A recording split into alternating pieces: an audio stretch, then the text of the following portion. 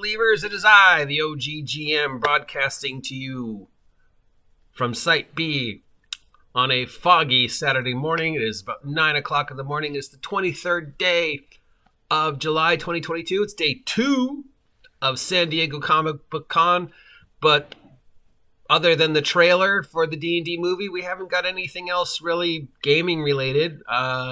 We have some confusing information regarding what's going on with Marvel, which we might address. But today we're continuing to talk about the gift that keeps on giving, Radiant Citadel, and several of the issues that have come up regarding this either the best or worst thing that Wizards of the Coast has ever made, depending upon your point of view, though sadly it does seem more and more of the responses are, this is awful. So today we're going to address some more, because we figure, if we're basing this on any other previous Wizards of the Coast products, we'll be upset about this for maybe a week or two, and then we'll kind of forget it, much like all the other Wizards of the Coast products we were very upset about. Remember when we were upset and up arms over Ravenloft? We got over that pretty quick. Remember when we were upset and up arms over Candlekeep? Yeah, we got over that. Tasha's? Oh my God, so angry. And then Strixhaven, though, seems to manage to keep its foot in the door somehow. That one is constantly being referenced to still after almost a year, even though it was the worst selling 5e product that Wizards of the Coast made until this one. Now it's Saturday, and there are still friendly local game stores all around the country saying they either have not received it yet from Wizards of the Coast, or of the few copies they have received from Wizards of the Coast, none of them have sold. That's not just here on Costa Rica. It's all over the United States, where we're getting reports from friendly local game stores that it's just not moving. Of course, it's San Diego Comic Book Convention, so that could be a reason why it's not moving yet. So that's not a thing yet. The amount of money Radiant Citadel has made in the past 3 days shouldn't be a consideration, because there's a lot of other stuff going on right now. And Radiant Citadel might have gotten just sort of lost in the Saturday, fog compared to everything else. I mean, you're getting bombarded by Marvel, DC, D&D movie, all this other stuff. Here's all this information, blah, blah, blah, blah, blah, internet, blah, blah, monkey, and then suddenly, and there's this book here too. All right, here we go. Number 1, the creators of the various products in Radiant Citadel are not given credit. So this one's floating around both Twitter and YouTube and Reddit, that the Wizards of the Coast gave no credit to any of the people that actually worked on the project. Sadly, that is not true for who is ever spreading that one. I have the page with the credits on it right here. And there they are, all 13 of them. So, whoever is saying that the credits do not include a list of the creators of the various projects within nope, that one's. Now, moving on. Did Radiant Citadel have a cultural consultant? Radiant Citadel had not 1, not 2, but 3 cultural consultants. Now, I'm not sure what level of expertise you need to have to be about a cultural consultant on a product about a bunch of individuals who do not actually exist, living in a place that does not actually exist. I maintain that unless you are an orc, you really can't talk about orc culture.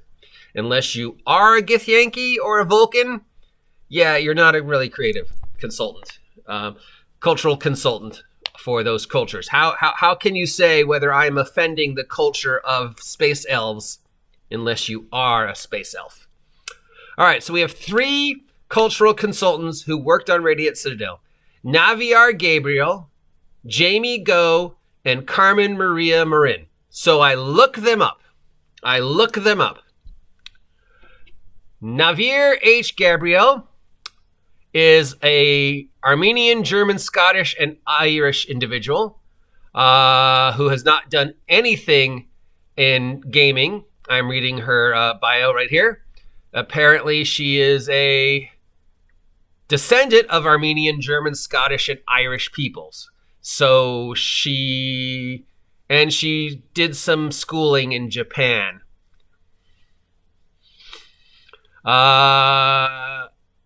Studied in Massachusetts, applied for a job with NASA. NASA did not want to have her become an astronaut. She claims the reason why NASA didn't want her as an astronaut was because she was a bisexual and a social justice enthusiast. Then she, of course, also mentions the fact that she is got poor eyesight. So, yeah, I'm going to say the reason why you flunked out of NASA has nothing to do with your sexuality or your social position, but the fact that you had poor eyesight. Also, apparently, she wants to be an android when she grows up. She lives in Canada. Yeah, Canada. And she smokes pot. So, yes, she is culturally consultant for Radiant Citadel because she is descendant from German, Scottish, Irish, and a little bit of Armenian.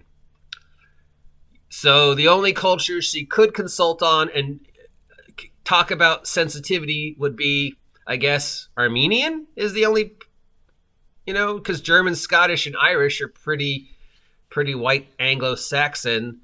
So I guess, Armenian, she's the cultural sensitivity consultant for the Armenian people of color that were talked about in Radiant Citadel. Of course, all the people in Radiant Citadel are made up cultures loosely based upon actual existing cultures.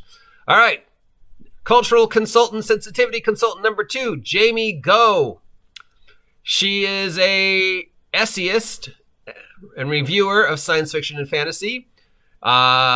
She got her PhD from UC Riverside. Yeah, go Riverside. She's written a blog and some short fiction. No history with gaming whatsoever. And it looks like she is of Asian descent. Jamie Go is of Asian descent. Oh, and she's a cosplayer. So here's a picture of Jamie Go cosplaying as a member of another culture dressed up in steampunk. So she's a steampunk cosplayer. There's a lot of picture of her dressed up in steampunk clothes. I don't know if it's the same Jamie Go. It might be 2 different Jamie Goes. One could be the writer. One could be the consultant. But yeah, so she's a cosplayer. So she dresses up as members of cultures that she's not a member of, which of course is completely against what Radiant Citadel is all about. She has no experience with gaming.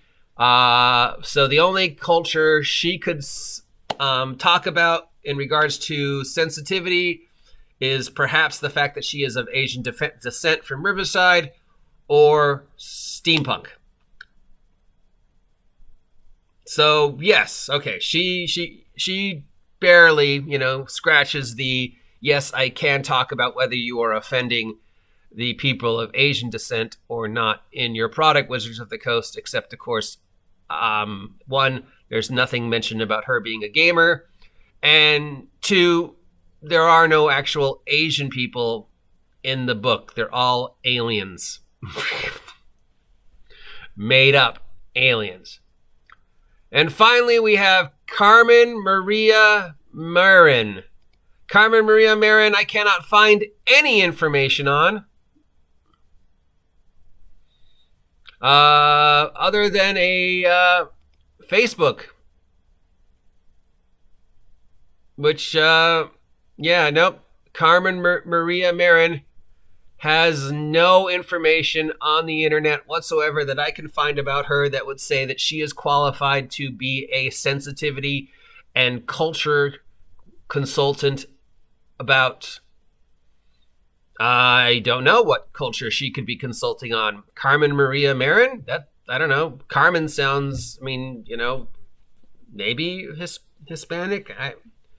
I don't know. I would love to see what her qualifications are to be a creative cultural consultant regarding the made-up cultures and races in Radiant Citadel. Once again, remember, Radiant Citadel is a work of fiction. There is no actual existing species talked about in that product. Tieflings do not exist. Okay, elves, dwarves, gnomes, space people, space monkeys, space carrots, everything in Radiant Citadel is made up. So unless Carmen Maria Marin is in fact a half-orc or a dwarf or a Minbari, what is her credits to be able to consult on the cultures of the made-up individuals inside this work of fiction that is a game? So yeah, I don't know what her qualifications is. Miss Gabriel, I guess Armenian? If there were any Armenian cultures that were somehow sort of mentioned in Radiant Citadel, she could be the sensitivity consultant on that, I guess. Jamie Go, who cosplays as members of other races and species and cultures in a book that is saying, do not ever do that again. Might be able to consult on the Asian cultures that are mentioned in the book. Mind you, again, there are, and Carmen Maria Marin, I don't know, I have no clue. Moving on, the next one. The person of color creators of the projects inside Radiant Citadel, many of whom never played Dungeons and Dragons. So we have had at least 2 come forward. I do not know which ones. I believe one of them was Justice Armin, but I do not know. We have had 2 of the writers come forward since 2 days ago and say that before they were reached out to by Wizards of the Coast to work on this project, they had never read or played Dungeons and Dragons. Which, of course, gives you an unbelievable level of expertise to create an imaginary culture filled with make-believe races based upon a game that you have no experience with whatsoever. Okay, yeah. Good going. All right, the next complaint, or the next, I don't even know what to call this one. Radiant Citadel is, in fact, a dystopian setting of proto-Marxist communism and is, in fact, not the utopia that Wizards of the Coast is trying to make it, because a utopia could not, in fact, work. So this is responding to the this thing. A couple of people have really centered on this page, where it talks about the constellations. I talked about this yesterday, how it says, the city provides transportation to the far-flung homes. There's, hints of the founding civilizations. There's this diamond in the center that can be seen from miles. It seems to change colors. There's a strange alien vibe about the whole place. And then there's this line where it says, heroes and paupers meet on equal footing in the Radiant Citadel. By common agreement, power and resources are equally shared. Dignity is afforded to all, and great deed is met with great aid. And of course, because there are mentions of this alien culture that built the Radiant Citadel, and because of other things, a lot of people are saying, this sounds really familiar to like 1984 and other dystopian fiction, where there is a mysterious, powerful force that is slowly working behind the scenes to sort of reinforce this false utopia. Now, when we initially talked about Radiant Citadel and talked about the factions and talked about the founding races, I speculated then that that could be a plot point. The fact that the Radiant Citadel was built by somebody else, it has since been inhabited by adventurers and elves and dwarves and space carrots, but those guys are still out there and they still have some influence, and there's these mysterious lords and these, mysterious factions that are controlling everything in the Citadel. And is there a darker purpose to them? Unfortunately, it does not appear Wizards of the Coast ran with that. But if we're going by this and comparing it to a certain television show that I brought up previously, we can see what they were trying to do and yet somehow failed. Now, it would be a much better product if they actually ran with what people are accusing them of. If they actually started to seed throughout the product that, things are not as utopian as you think here in the Radiant Citadel. There is this dark, dystopian overtone. This utopia is kind of force-fed, and there are mysterious forces, involved to make the general citizens follow in line of this dystopian utopia. But in fact, it's not. The cogs in the machine are being force-fed, this matrix blue pill, but the secret overlords actually have a much more darker purpose, which, very 1984. They could have run with that, but they didn't. Instead, they went with this: heroes and paupers meet on equal footing in the Radiant Citadel. By common agreement, power and resources are equally shared. Dignity is afforded to all, and great needs is met with great aid. It's this utopia, this shining bastion of hope in the darkness. What does that sound a lot of? Like? I don't know. It is the dawn of the third age of mankind, 10 years after the Earth-Menbari War. The Babylon Project was a dream given form. Its goal is to prevent another war by creating a place where humans and aliens could work out their differences peacefully. It's a port of call. Home away from home for diplomats, hustlers, entrepreneurs, and wanderers. Humans and aliens wrapped in 25,000, 100,000 billion tons of spinning metal, all alone in the night. It can be a dangerous place, but it's our last best hope for peace. This is the story of the last Babylon station. Sound familiar? Yeah, it sounds a lot like the introduction to the Radiant Citadel that I just read. Why? Because it literally is. It is the introduction to Babylon 5.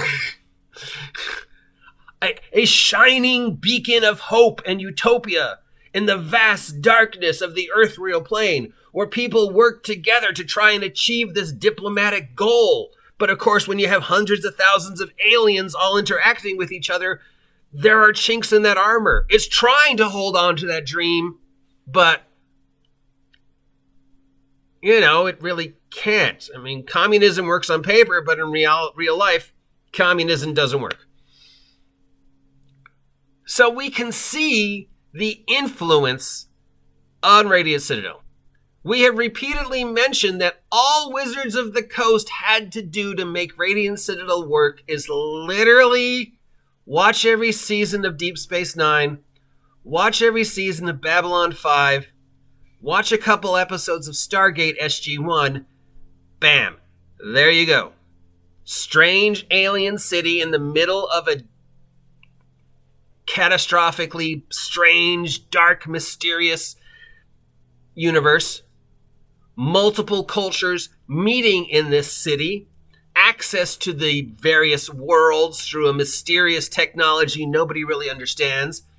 The individuals who control these mysterious technologies, these ancient alien races who are, slowly working in this utopian, who built this place? Where did it come from? Are they coming back? Are they still there?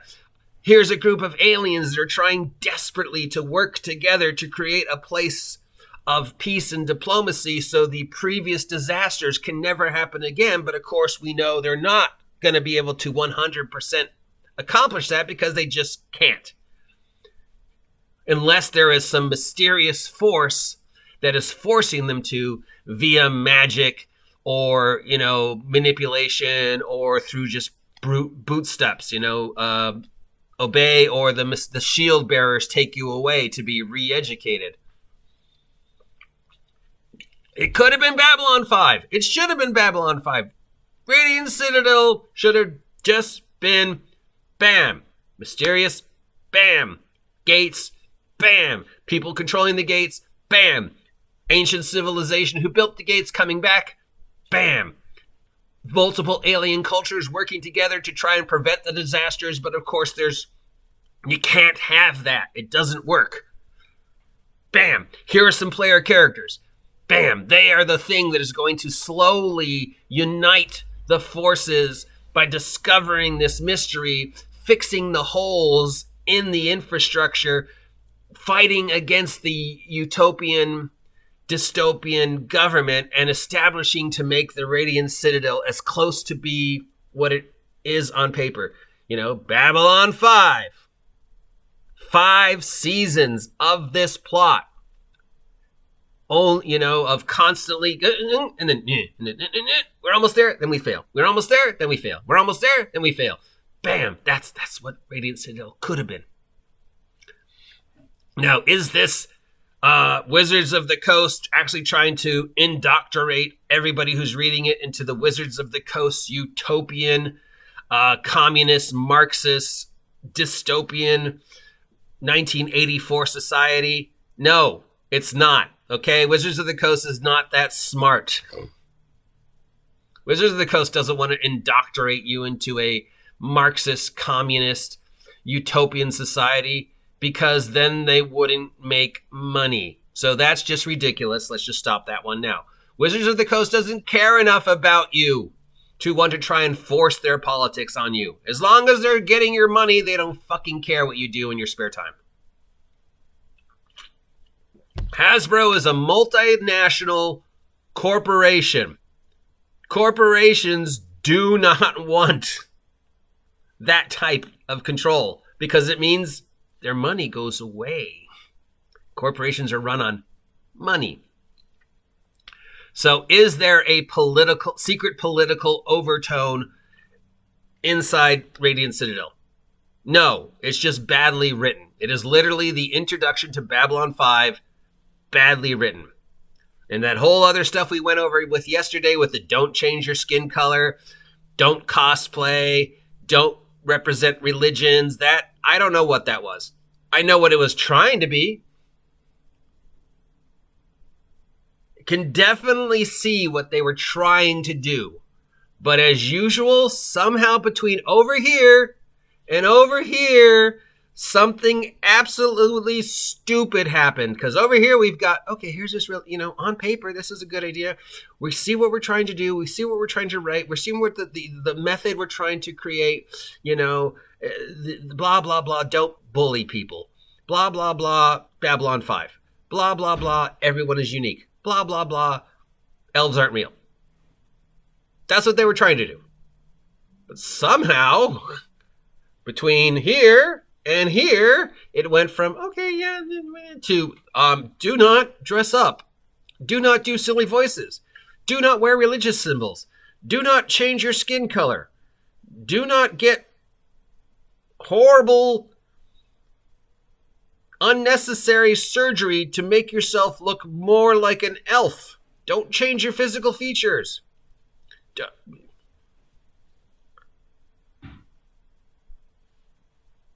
Yeah, so that one. Now, as for the adventures, finally, as for the adventures. Whew. Apparently, the adventures are kind of blah. They're very cliche. They're very much things we've seen 100 times before. They're very much constantly trying to reinforce this whole idea that adventurers don't want to adventure. They want to be baristas and go shopping. And I mean, I don't see where this idea that people would want to sit around at a role-playing table and play 4 hours where they are playing out fantasy Starbucks. Nobody grows up thinking, and when I grow up, I want to work at Starbucks, but be an elf working at Starbucks. Yeah, but apparently that's it. There's very little combat. Most of the adventures seem to be about, the very first adventure is a food eating contest.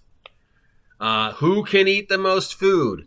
And as that one, I know where that one came from because I just went through that in the 5e adventure I'm playing in, and I get it, but it shouldn't be, and I don't see a reason not to put it in, but it shouldn't be the entire adventure. 6, 8, 10 pages of an adventure that's all about who can win a food eating contest? No. Making a food eating contest part of a fair, and that fair is part of the whole adventure, but it should only take maybe 5 minutes to do everything in the fair because that's, not what people want from a game, unless, of course, they do. Yeah, again, I get what you were trying to do. And apparently there's a lot of this in all 13 adventures. Very little combat, very little conflict. All the bad guys aren't really bad guys. They're redeemable. All of them apparently have tragic backstories and can be easily, oh no, we can fix that because we're a utopian government and we're a place of love and understanding and monkeys. And yeah, but I don't know if that's true. So I can't say for sure about the adventures. Everything else I have spoken about. The claims that the creators don't get credit. They do. The claims that the creators are not actually representing the cultures correctly. Oh, I didn't talk about that one, did I? All right, that's another one. Apparently, actual people from the actual cultures that are supposedly being resented in Radiant Citadel are coming forward and saying, no, you're not representing my culture correctly, and I don't know what aspect of my culture you're referencing. One guy said, well, you're referencing the myth that you're supposedly basing this adventure on is 5 different myths. So which one are you using? So apparently, I guess they don't give credit to which myth or cultural aspect that they have taken and spun into this adventure. Again, I'd have to go read it to be sure. But yeah, the creators are mentioned. There are 3 cultural sensitivity consultants.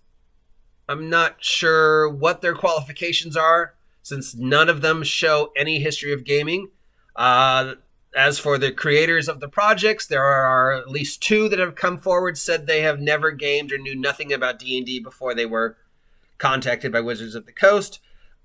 We addressed, of course, the Babylon 5 connection and the idea that Wizards of the Coast is trying to use Radiant Citadel as a tool to enforce their communist manifesto, utopian society, brain control, which is just utter bullshit. That's stupid. I don't know where that one came from. But yeah, no, Wizards of the Coast doesn't care about you enough to try and force their brain thoughts onto you. They don't want to take over the world. They don't want a utopian government. They don't want any of that because they wouldn't make money. Wizards of the Coast only wants money. Wizards of the Coast's only job is to make money. Now, if sales of Radiant Citadel tank, like we're already hearing they are, we addressed that, of course. We can't really judge the sales of Radiant Citadel yet because it's San Diego Comic Book Con. So we won't really know for another 2 weeks whether Radiant Citadel is actually selling well or not. So I think we've addressed all the nonsense for Radiant Citadel this day, but I'm sure there'll be more tomorrow and probably for the next couple days until we find something else to complain about. Remember, we went through this with Ravenloft, Candlekeep, Tasha's, Strixhaven, Mordenkainen's, all the other. It's weird. The only one we never talk about is Rime of the Frostmaiden. Rime of the Frostmaiden never gets mentioned in any of these discussions. So it is either the worst Wizards of the Coast D&D adventure ever written or the best Wizards of the Coast D&D adventure ever written, because it never comes up in any of these conversations. Ever. Think about that. Where the fuck are the complaints about Rime of the Frostmaiden? Not one. Not one. But Strixhaven, we're still complaining about. So I guess we'll milk this Radiant Citadel thing for a while until it gets boring and we're upset about something else because, God forbid we can't just sit down and play a stupid game for a couple hours. We gotta complain and be upset. And that's the best way for me to make news and get that internet heat. So thank you for the clicks. Thank you for putting up with me talking about this nonsense for half an hour. If you want to continue this conversation, let me know. If you would never want to hear me talk about this ever again, let me know. I tried to research as many of the aspects of these as I could. I don't know if I did a good enough job. I'll continue to look into it at least for a bit until I get bored of it. Till next time, I'm the OGGM. Please like, please share, please subscribe. Please have a great day. And as always, get off my land. Support me, Coke. Remember, I will sell out.